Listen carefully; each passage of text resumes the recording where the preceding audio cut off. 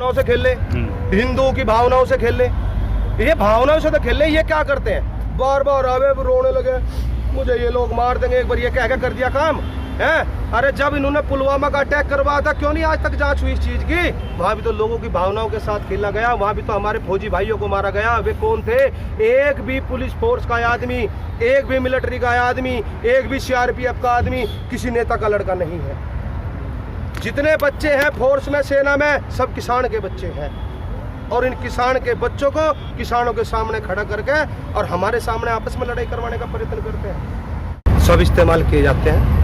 और आज जो ये रैली मुजफ्फरनगर के अंदर हुई थी 5 तारीख को, मैंने कह रहा मोदी जी को 5,000 के 50,000 करोड़ रुपया, 100 करोड़ रुपए खर्च करके अगर इतनी भीड़ बुला दे, जिन्हें भीड़ में 500 रुपए देकर के बुलावे, तो हम मान जाएंगे मुजफ्फरनगर को चौक करके दिखा दियो ना।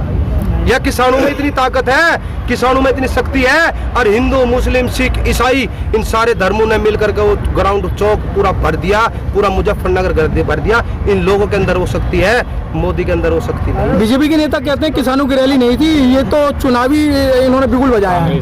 अरे वो तो नेताओं को तो बुलाया नहीं। जो नेताओं वाली भीड़ आती, पार्टी को भीड़ आती, तो वहाँ जगह ही नहीं मिला थी। ये तो खाली किसान थे। वहाँ कोई नेता मिला किसी पार्टी का तुम्हें? वहाँ कोई पार्टी का झंडा मिला?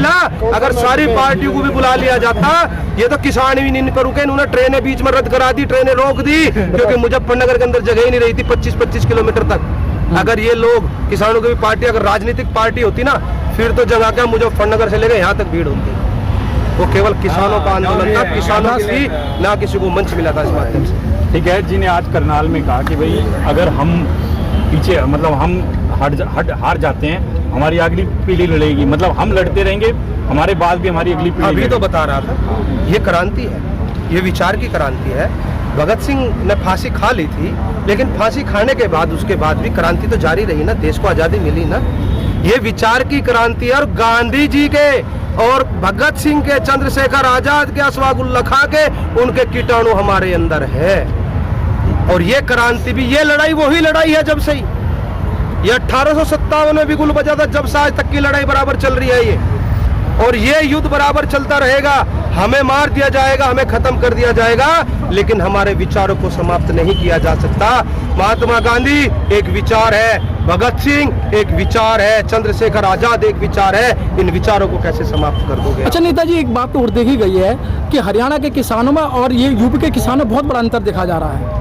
वो कैसे कि जो वहाँ हरियाणा के अंदर बीजेपी का कोई भी या मंत्री वगैरह आता है, उसे इलाके में घुसने नहीं देते, और यहाँ के जो हमारे यूपी के जो किसान हैं, कोई भी उद्घाटन करके चला जाता है, वो देखते रहते हैं, हम विरोध करेंगे, हम विरोध करेंगे। अभी बढ़िया बात छेड़ी, अभी प्रेजेंट में सुना होगा ना, उमेश मलिक का, उमेश मलिक का सुना ना, संजीव बालियान को बुखार चढ़ गया ना, उमेश मलिक की सुनी ना बात। उमेश मलिक वही आदमी है जिसका लड़का बाहर विदेश में बैठ करके ये कहता है कि भारत रहने लायक जगह नहीं है।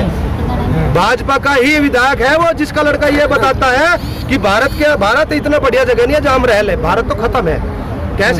कैसी विडंबना है मेरे देश की। उस समय मैंने लाइव आकर लोगों को बताया था, मगर कैसा सुन लिया तुमने नेता? ये उत्तर प्रदेश के अंदर भी यही काम हो रहा है। भारतीय जनता पार्टी वाले आदमी झंडा लगाते हुए डर रहे हैं, गाँव में जाते हुए डर रहे हैं। कौन से गाँव में देखा जाता हुआ? मुजफ्फरनगर के अंदर भाजपा के बहुत से नेता रहे। जिस दिन रैली थी, दिखा दो एक झंडा किसी को चमकाओ। भाजपा सर आगरा के अंदर उद्घाटन करके हैं, मुरादाबाद के अंदर उद्घाटन करके। एक बात तो बता, मैदान तक कुरुक्षेत्र की लड़ाई में हो रहा, तुम जाएगा वहां से केरल में जाकर झंडा फहरा दो, कुछ बस की बात है। सर ऐसी तो हरियाणा में हो रहा है ना सर, हरियाणा में तो पूरे एलिमेंट पूरा उनको दे रखा है। हरियाणा वाले हमारे भाई हुए हैं, देश समय देश हरियाणा में, जिसमें दूध दही का खाना, उनका खून गर्म है, उनकी लाठी नहीं देखी कल कसी थी। हम तो बात लेंगे, आप लोग कम है, उत्तर प्रदेश में कम है क्या? कम नहीं है, बतावेंगे ना। सर भगत सिंह तो पैदा हो जाए, लेकिन मेरे घर में नहीं। हरियाणा हम भगत सिंह ही है, उस भगत सिंह के वंशज है। हम उसी भगत सिंह के वंशज है। हम लोग कह रहे हैं हमारे सामने आके दिखाओ ना, नहीं आ सकता। जहाँ होगा वही करारा जवाब दिया जाएगा। मेरे गाँव में नहीं आकर घुस सकता भाजपा का आदमी। अच्छा सर ये बताओ, चलते चलते 27 तारीख की क्या तैयारी है आपकी?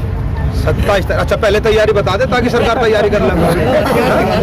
पहले दिखा दे हम कौन कौन सामान ले रहे हैं। भारत बंद की तो अपील कर देते हैं, और तालिबानी सरकार है या तालिबानी सरकार है या कुछ न कुछ षड्यंत्र रच देगी पहले नहीं बताएंगे हम। ये रणनीति है, रणनीति बताई नहीं जाती, अप्लाई की जाती है। और इंसान कभी फैल नहीं होता, उसकी रणनीति फैल हो सकती है, लेकिन रणनीति बार बार फैल नहीं हो सकती रणनीति, बार बार फैल नहीं हो सकती। क्या लगता है सर पूरी तरीके से भारत बंद होगा जिस तरीके से पूरा बंद रैली हुई होगा, है? पूरा बंद होगा। और ये भाजपा वाले उसका विरोध करने आवेंगे, इनकी चाम उतारेंगे हम।